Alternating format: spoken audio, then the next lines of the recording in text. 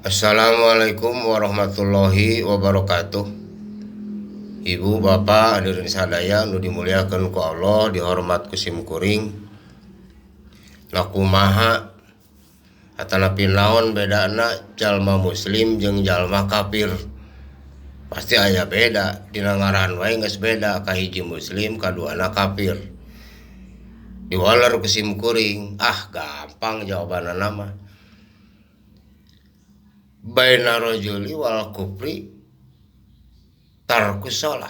Jadi beda na jalma muslim jeung jalma kafir teh nyaeta dina palebah sok ninggalkeun salat.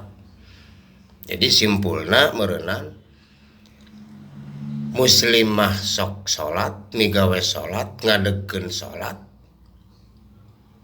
Minimal era di mana teh salat.